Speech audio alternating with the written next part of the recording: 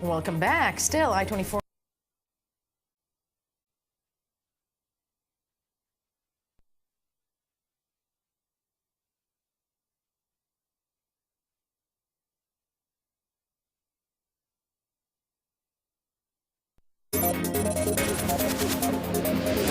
Welcome back. Still, I-24 News, Tuesday, March 7, 2017. Now, Hasbara, what is it, you may wonder?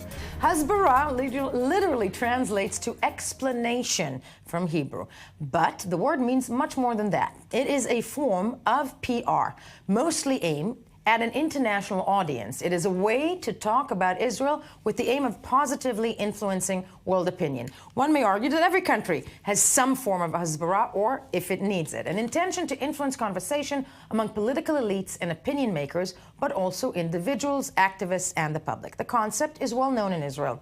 It's encouraged by the government, which even distributed brochures to citizens to help them speak about Israel while traveling abroad.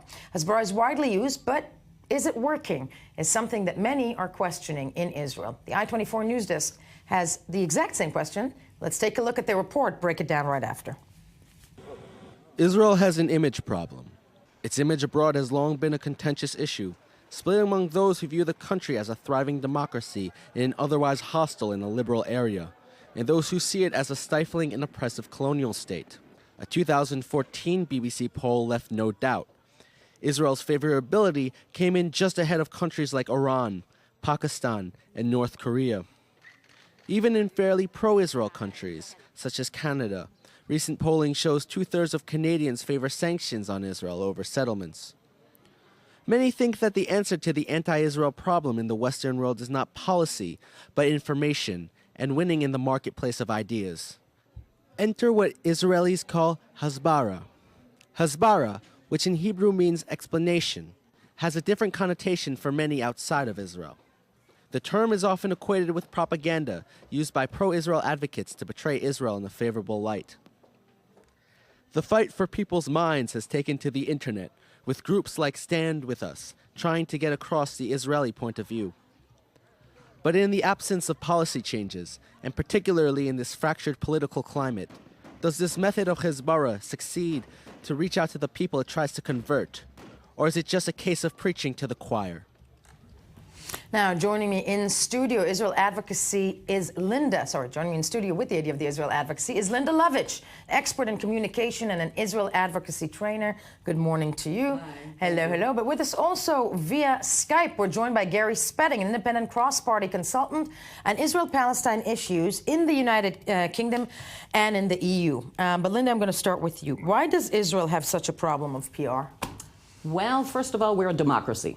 So every minister has his own message. Right. I've often said I wish I could work with the Palestinians. There's only one message: occupation, occupation, occupation. So that's one thing. Okay. The other thing is that people don't really know different sides of Israel. And I emphasize in my workshops that we have to talk about the personal stories. People don't know about the Palestinian children who were brought into Israel to have treatments in Israeli hospitals, about the 2,000 Syrians that have been treated in hospitals here in Israel.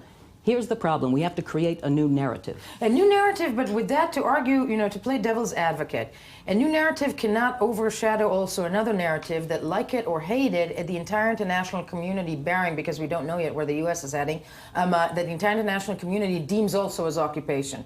So in that respect, how do you explain that story? The story of occupation? Yes. Well, first of all, we have to explain the context to make things a little less black and white and more gray. For example, I have a friend in Germany, and she's very leftist, and we were talking about the checkpoints.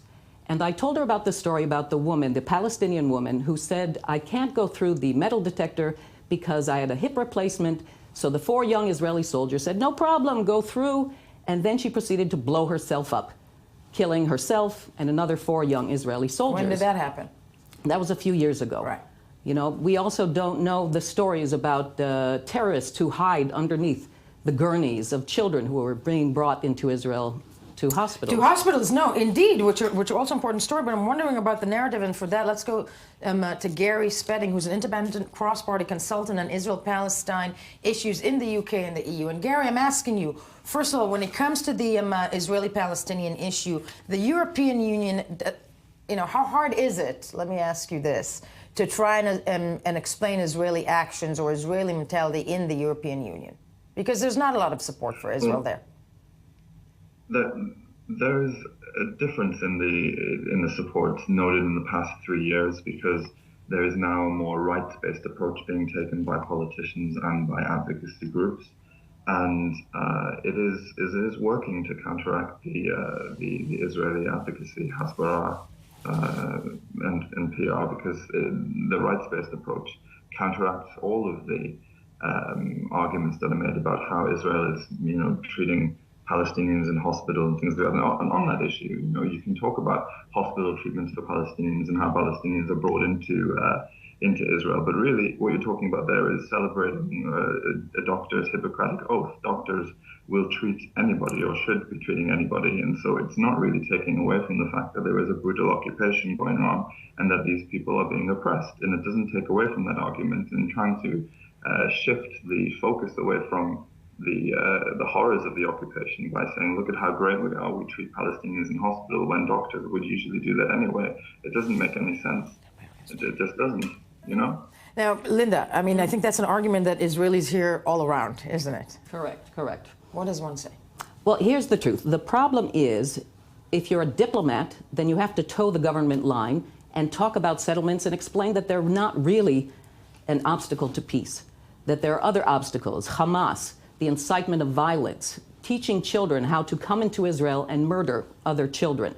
This is another thing. So I think this is something that has to be brought up. If you're a policymaker, okay? Now, yes. If you're a policymaker and the coalition right now, that's the agenda, that's the, then fine.